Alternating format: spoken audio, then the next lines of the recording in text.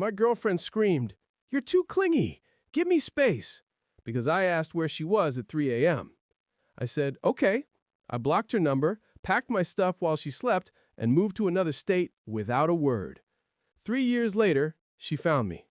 And then I, 26, male, still remember the exact moment everything broke. It was 3 a.m. on a Thursday. I woke up, and she wasn't in bed. Not the first time, but something felt off. Her phone was going crazy with notifications downstairs. I texted, "Hey, you okay? Where are you?" Simple question, right? Worried boyfriend checking in at 3 a.m. when his girlfriend of 2 years vanished without a word. My phone exploded with a call 30 seconds later. "Are you serious right now?" She was screaming. Actually screaming. "You're checking up on me at 3 a.m.? Do you have any idea how suffocating you are?" "I just woke up and you weren't here. I was worried." "No, you're controlling. This is exactly what I'm talking about. You're always breathing down my neck, always asking questions, always needing to know everything. I can't do this anymore." My brain was still foggy from sleep. Do what? "You're too clingy. I need space. God, why can't you just give me space?" The line went dead. I sat there in our apartment in the dark, phone in my hand. 2 years together, living together for 8 months, and I was too clingy for asking where she was at 3 a.m.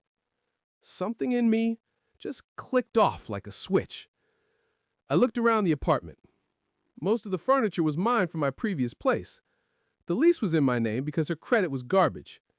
I paid 70% of everything because she was between jobs for 6 months. "Okay," I said out loud to the empty room. She came home at 6:23 a.m. I pretended to be asleep. She slipped into bed like nothing happened, smelling like cigarettes and something else I didn't want to identify. Her phone never stopped buzzing. I waited until she was completely passed out. Then I got to work. I called my boss at 8 a.m. "Family emergency. Need to take my vacation day starting today." He was cool about it, asked if everything was okay, told him I'd explain later. Didn't really plan to. I called my buddy who owed me like 5 favors. "I need your truck and your muscles today. I'll pay for gas and buy you whatever you want." He showed up at 10 a.m. She was still dead asleep, probably hung over from whatever the heck she was doing all night. We moved fast. Every piece of furniture I owned went into that truck. My clothes, my electronics, my kitchen stuff, everything. My buddy didn't ask questions, just kept loading boxes. I left her stuff, her clothes, her makeup, that expensive hair straightener she just had to have that I paid for. Even left the bed since she was sleeping in it. Not my problem anymore. Took all my documents, birth certificate, passport, everything. Canceled my name from the utilities right there on my phone while my buddy drove the last load to his place for storage. Went to the bank. We had kept separate accounts, thank God, but I'd been Venmoing her money for groceries and gas every week. Canceled my Venmo, deleted the app. Changed my phone number at the carrier store. New SIM card, new number, done. Then I did something crazy. Remember how I said I'd been planning to propose? Yeah, I was that stupid. Had a ring and everything. $4,200 I'd saved up over a year. Went straight back to the jeweler, explained the situation, took a hit on the return, but walked out with $3,100 in cash. Used that money and my savings to put a deposit on an apartment in another state. Had a job offer there I turned down 6 months ago because she said she couldn't leave her friends. Called him back. Position was still open. Started in 2 weeks. The whole operation took 11 hours. By 9 p.m., I was gone. No note, no explanation, no goodbye. She wanted space. She got infinite space. Blocked her number before the new SIM card even activated. Blocked her on everything, social media, email, all of it. Blocked her friends, her sister, everyone. Slept in my buddy's place that night. He kept looking at me like I lost it. "You good, man?" "Yeah," I said. And weirdly, I was. Felt nothing, just done. Drove 15 hours the next day to my new city. Started my new job 2 weeks later. New apartment, new life, new phone number. Completely clean break. That was 3 years ago. Update 1. Life was actually pretty decent. The new job paid better, made new friends, started seeing someone about 8 months ago, nothing serious but healthy. Went to therapy for a while, worked through my trust issues, bought decent furniture, lived alone and liked it. Then last Tuesday, I'm at a coffee shop near my office doing some work on my laptop. Someone sits down across from me. So, this is where you've been hiding. I looked up. My ex-girlfriend's sitting there like we just seen each other yesterday, not 3 years ago. My brain short-circuited. What? Took me forever to find you. You just vanished, changed the number, deleted everything? Do you have any idea what you put me through? I closed my laptop. How did you find me? Your friend finally told me where you went. Took some convincing, but I can be very persuasive. She smiled like this was cute. We need to talk. No, we don't. I started packing my stuff. She grabbed my wrist. Yes, we do. You left. No explanation, no nothing. You just disappeared like a coward. You told me I was too clingy and needed space. I gave you space. That's not what I meant, and you know it. I was just stressed that night at 3 a.m. when you weren't home. Her face twitched. I was with friends. Girls' night ran late. Cool. Enjoy your space. I pulled my wrist back and stood up. Wait. She stood too, voice getting loud. People were staring. I'm pregnant. The coffee shop went quiet, or maybe that was just my ears ringing. Congratulations. I'm sure the father will be thrilled. You're the father. I actually laughed. Couldn't help it. Math doesn't work. We broke up 3 years ago. That would make your pregnancy roughly 1,095 days along. Pretty sure that's a record. Don't be stupid. It's from before. I didn't find out until... Stop. I held up my hand. I'm not doing this. Whatever scam you're running, find someone else. It's not a scam. The baby is 2. I have a 2-year-old son, and you're his father. Okay, that changed things. Not that I believed her, but now there was a timeline that technically worked. Show me. Show me what? Show me a picture, birth certificate, something. She pulled out her phone, hand shaking, showed me a photo. Kid looked like any random 2-year-old. Brown hair, blue eyes, could have been anyone's. Birth certificate says, father unknown. She added, I didn't know where you were, but he's yours. I know he is. DNA test, set it up. If the kid is mine, we'll figure it out. If not, lose my number again. Are you serious? After everything you put me through, you're questioning? You showed up after 3 years, claiming I have a kid. Yeah, I'm questioning it. DNA test or we're done here. She went quiet, doing that thing where her jaw clenched. Fine, but when it comes back positive, you owe me 3 years of child support backdated. If it comes back positive, lawyers will figure out what I owe you, not you. I walked out, got in my car, and sat there for 20 minutes, hands shaking. A kid. After 3 years, the timing was technically possible. We broke up right before I left, so if she was already pregnant when I ghosted? No, something felt wrong, really wrong. I called my buddy from back home. Hey, weird question. Did my ex ever call you asking where I moved? Dude, she called me like 80 times over 6 months. I told her I didn't know. You said she finally convinced you? Pause. No, I never told her anything. Haven't heard from her in like 2 years. So, she lied about how she found me. Great start. Update 2. She texted me from a number I didn't have blocked. DNA test scheduled for Saturday, 2 p.m.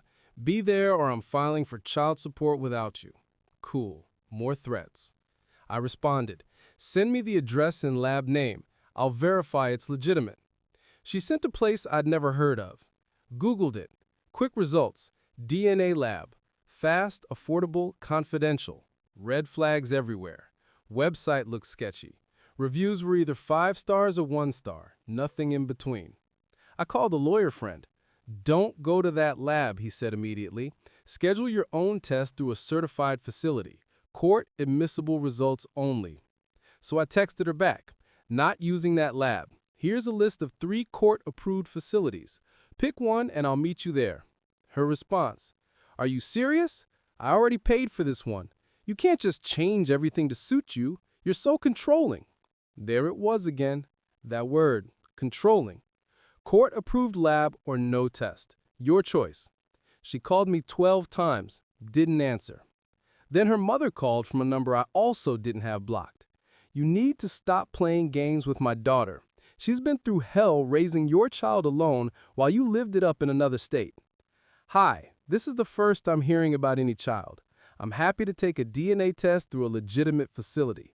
If you know where I am, you know I have a job and stability. If the child is mine, I'll handle my responsibilities through lawyers and courts. She doesn't want lawyers. She just wants you to be a father. Then she should have told me 3 years ago. Now everything goes through official channels. If you'll excuse me. She owes her. Do you know what she went through? Pregnant and abandoned? She had to move back in with us. She couldn't work. Her whole life fell apart because of you.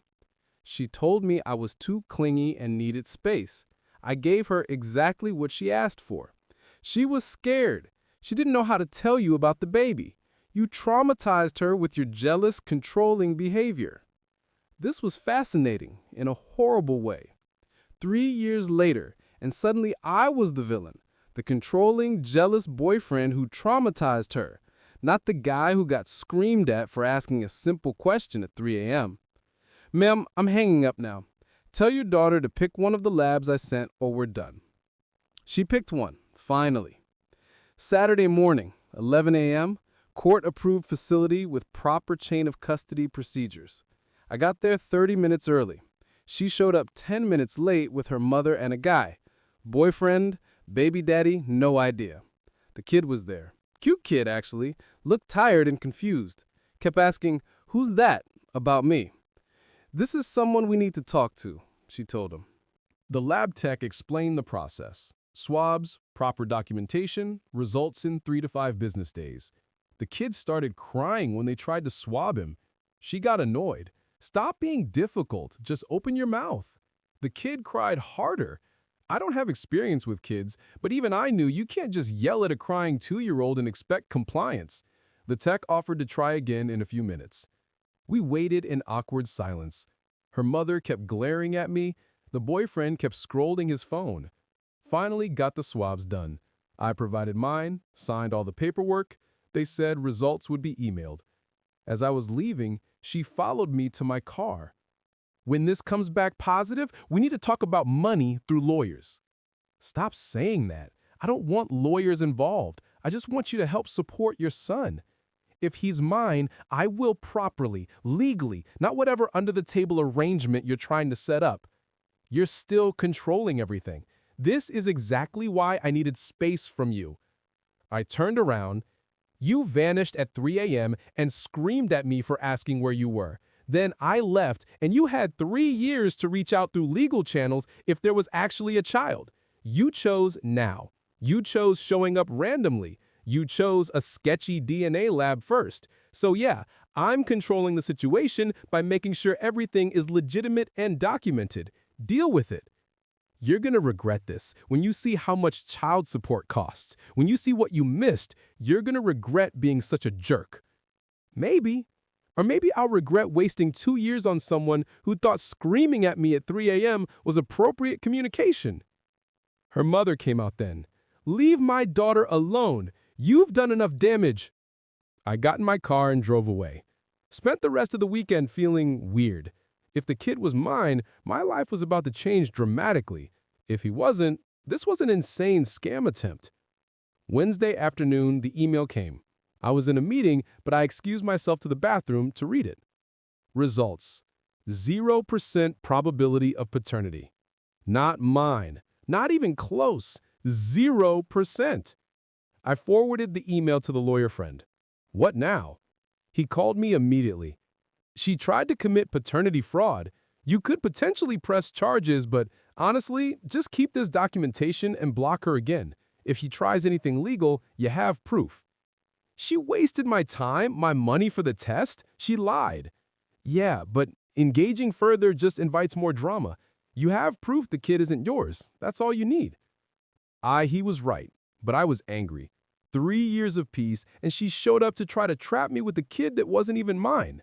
I forwarded her the results without comment. 5 minutes later, my phone started blowing up. Different numbers all calling. I answered one.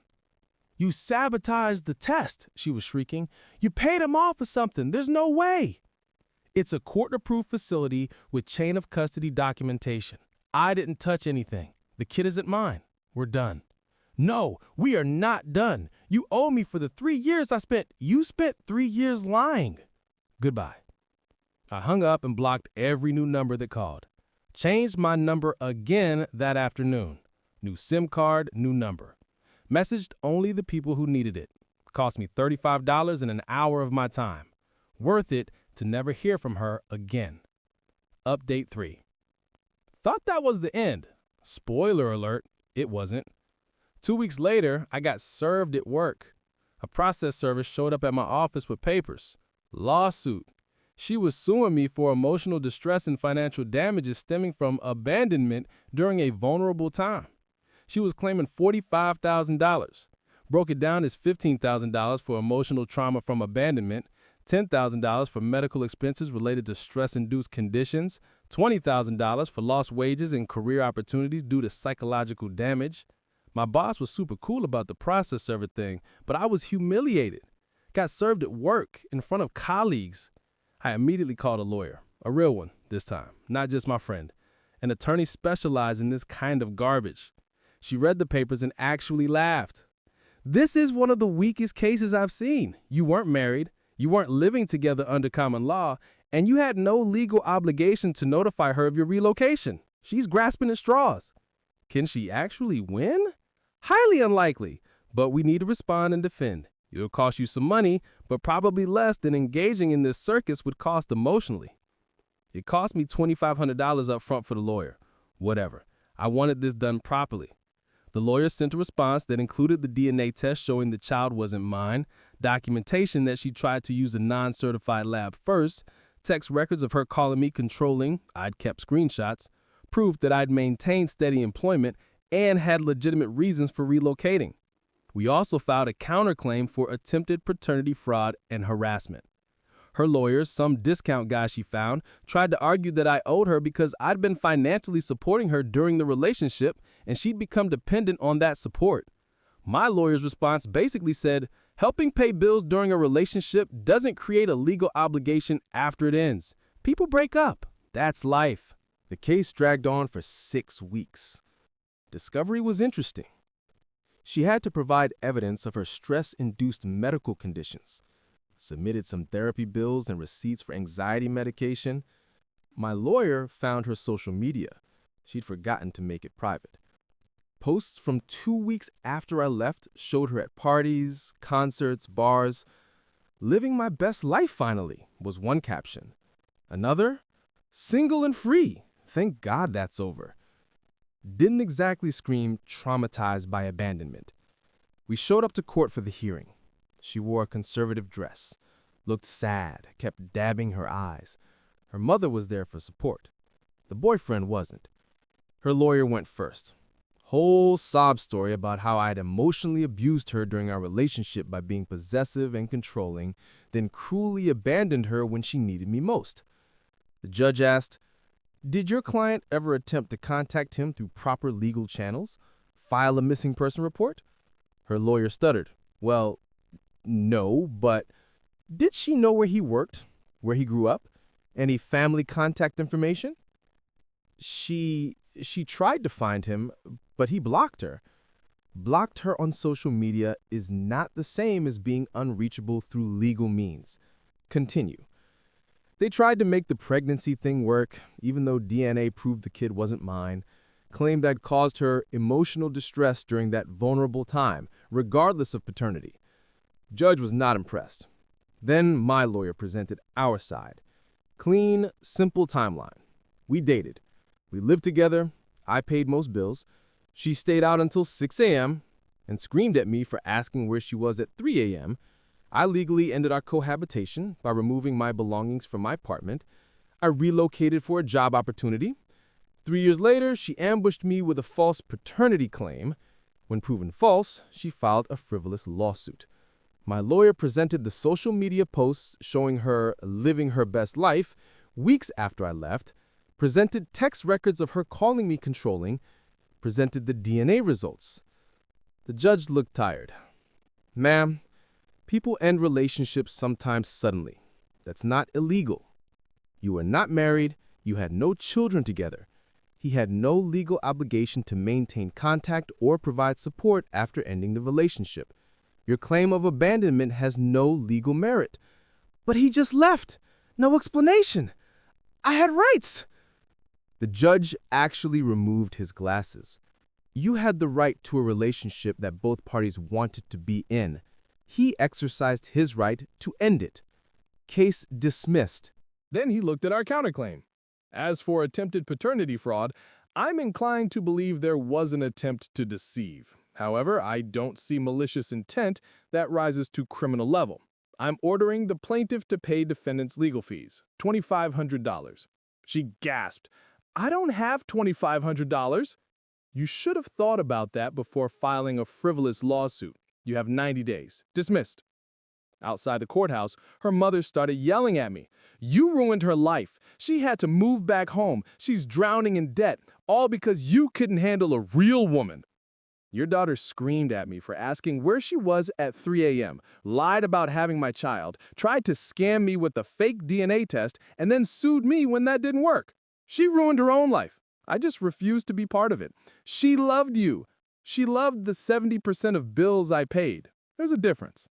My lawyer pulled me away before I could say more. Don't engage. You won. Walk away. In the car, I felt empty. Not happy, not sad, just tired. This whole thing had cost me time, money, emotional and energy. 3 years of peace disrupted because she thought she could manipulate me one more time. The $2,500 in legal fees she owed me? Never saw a dime. She filed for bankruptcy 6 months later. Found out through my lawyer friend who kept tabs on the case out of curiosity. Last I heard, through the grapevine, a mutual friend who didn't know our history, she'd moved back to our hometown, was engaged to some guy, and was apparently still telling people I'd abandoned her when she needed me most. Some people never learn, never take accountability, just stay bitter and entitled forever. As for me, I changed my number one more time after the court case. Deleted all social media except a private account with like 15 people on it. Made it as hard as possible to be found. Been with my girlfriend for a year now. Healthy relationship. Actual communication. When she's out late, she texts me. When I ask where she is, she tells me without screaming about being controlled. Turns out that's possible. Who knew? Never told her the full story. Maybe someday. For now, it's just a weird chapter in my past. The time my ex tried to baby trap me 3 years after I ghosted her, and somehow I ended up in court for abandonment. Still have the court documents. Kept them just in case she ever tries again. Proof that I owed her nothing then, owe her nothing now. You want space? Be careful what you wish for.